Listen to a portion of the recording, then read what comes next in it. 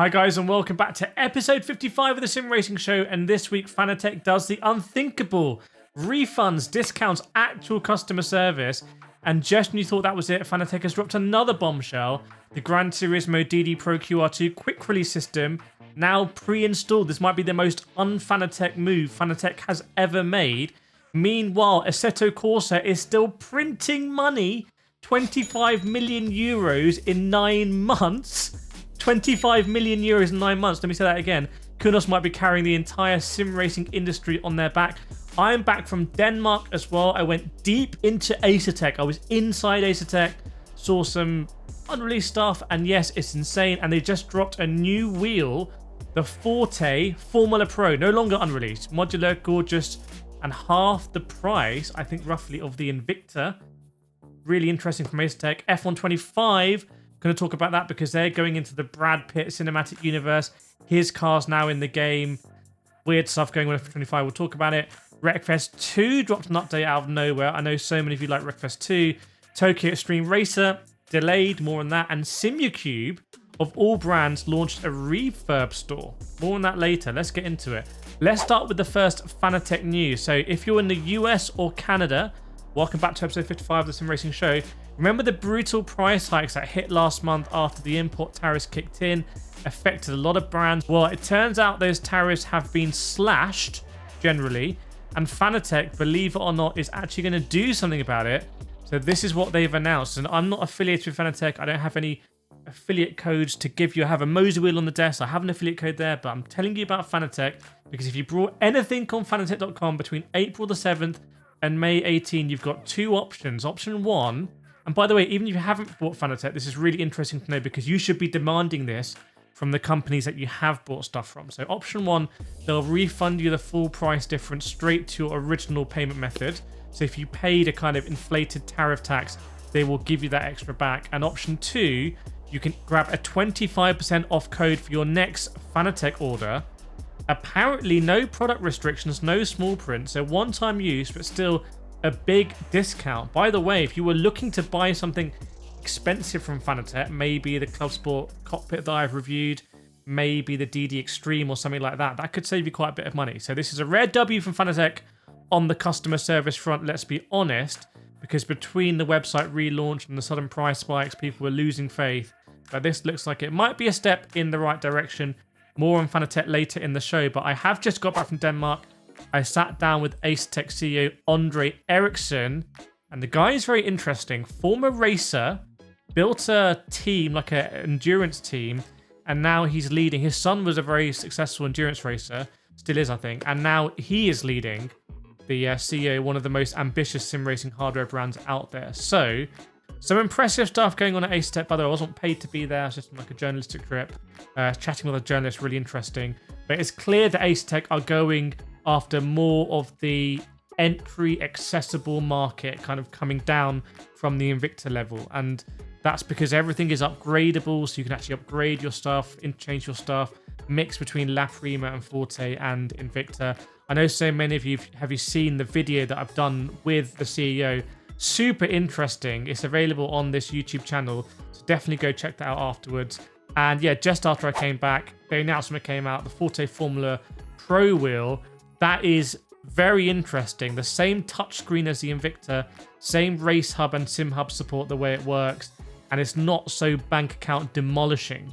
So it's not forged carbon like the Invicta, I understand. It's like a glass fiber reinforced material, whatever that means, but it does look quite impressive. I do have an affiliate link for Asetek, so if you are thinking about buying Asetek and you want to help me out, please check out the link in the description. It does give me a little commission as well. And 629 euros for that wheel, by the way. Now let's talk about F125 because it is fully leaning into Hollywood crossover, because you know the F1 movie's coming out. The F1 drivers have just been watching it. Well, that car, Brad Pitt's car, you'll be able to drive in the game, or you'll be able to drive the livery. And it's going to be a pre-order bonus or a post-launch DLC pack. So you're going to have to pay for it. There are going to be 6 scenarios from the movie you can actually play through. So yeah, but I'm just going to cut through the nonsense here because I know that's the news, but the reality is you are about to be hit with a tsunami of shilling for F125. It is going to be absolutely insane. all the people that have been giving valid criticism, not all the people, a lot of the people giving valid criticism at F1 24 about how EA should really be investing more in that game, considering how much we pay for it year on year. Those same people are now going to be shilling the game, saying F1 25 is a game changer. Hashtag EA Creator Network, and how it's incredible that I can now resize a decal on the livery, or I can buy a different coloured sofa in my team. Like, there's going to be so much shilling, just be aware. And by the way, the sponsor of this video is, again, Instant Gaming. So when the games come out and you actually have unsponsored people playing it and you can see the truth about the game, and it might be a really good game, then you can go to Instant Gaming. But you can go now, check out all the games I have on sale. I'm working with them on sim racing to basically get the most competitive prices for sim racing titles that you can buy, you can download, you can play. So instagaming.com, they sponsored it again. Big thanks. Go check out the link in the description. Really competitive prices, genuinely, on sim racing titles. Now let's move to Tokyo Extreme Racer. This one's been bubbling in the background. It was supposed to come out of early access this summer, but the developers at Genki have officially delayed it now till the end of September. Now, compared to Asetek at EVO's timeline, that starts to look really good. Now, they're calling it fine-tuning. I've looked at the reaction to the delay, and it seems like the community is actually kind of with Genki on this one. They actually believe it's fine-tuning. They think the extra polish is going to be worth it. So much risk with early access titles, by the way. Like, you just don't know if they're going to be able to deliver or not. You know, it looks like Le Mans Ultimate have gone through early access and they've come out. Well, they're coming out of the other side and they have a solid sim. Asetek EVO is in the really choppy waters of early access right now. A lot of people are feeling burnt, like they wasted their money when they pre-ordered it on Steam in early access or bought it day one, like when all the hype was there. And look at Tokyo Extreme Racer, had like an impressive start, it seemed, but now he's having to delay it. By the way, the guys at Tokyo Extreme Racer did send me a care package, which was absolutely insane. Had like a number plate in it and a code as well. So we'll give that away in a future sim racing show. It wasn't a paid thing, but thanks for Genki for sending that over. Now, let's go over to Assetto Corsa Evo and Assetto Corsa, because this is huge news. Assetto Corsa is one of the biggest sim racing games, full stop, because the Assetto Corsa franchise made 25.6 million euros in just 9 months. That's from OG Assetto Corsa, ACC, and Assetto Corsa Evo. So the whole kind of company above that, Digital Bros, made 66.4 million euros in total in revenue over the same period. So Kunos, who developed Assetto Corsa, are literally a third of their entire revenue. So no wonder they're backing Kunos. No wonder there's a lot of pressure on Assetto Corsa Evo kind of coming good. They recently launched a 0.2 update, which we covered in the previous sim racing show.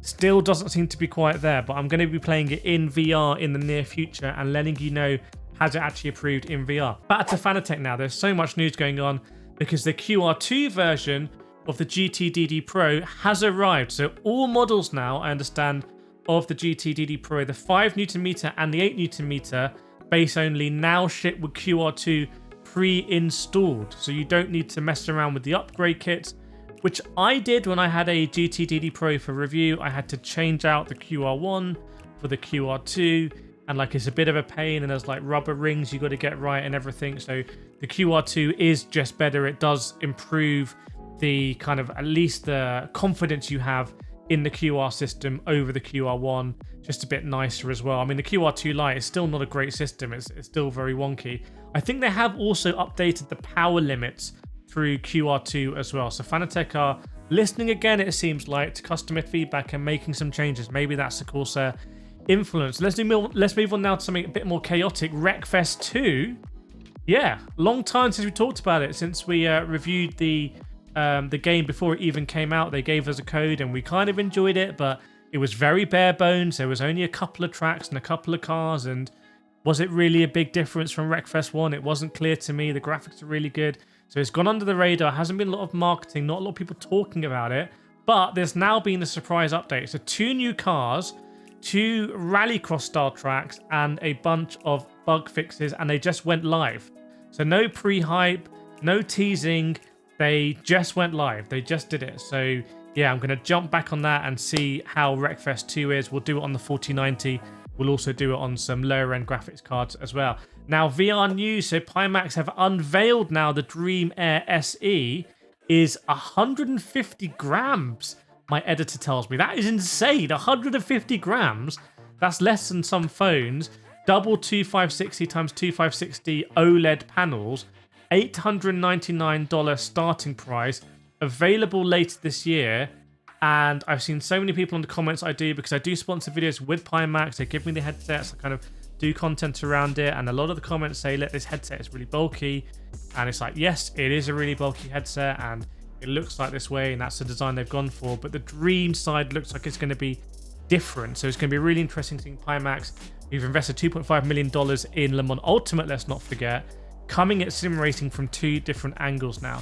Now, next up, Simucube has done something different I didn't expect. They've launched a pre-owned line. So Simucube, and by the way, I don't think Simucube gets enough credit. So definitely on this channel, I do, but also we in terms of like the sim racer, like reviewing like crowd, whoever is in that. We review a lot of equipment, right? Like we review a lot of stuff from SimMagic, Conspit, Moser, all this kind of stuff. Let's be real. Simucube is right at the top of the table. Like, even though we don't often talk about them a lot, I have 2 active pedals on this rig and I have no desire to change them. Like, that is end game. The Simucube 2 Pro is like, has been the standard for such a long time. So I just wanted to put a message out there, because I often feel bad that I don't speak about Simucube enough, because they're just so good. No one really speaks about them, but they're now doing pre and stuff. I think I saw a release as well from iRacing doing the same thing. So that's really interesting, having this pre-owned stuff at the high end, just making it a little bit more affordable, which is great. If you've got any news for the Sim Racing Show, let me know in the comments as well. I'm going to be off to Logitech. I'm going to be off to SimLab. I'm going to be, I've just come back from Paris looking at some unannounced stuff that I think will be in the next Sim Racing Show. So make sure you're subscribed. Don't want to miss it. I appreciate your support, and I'll see you next time.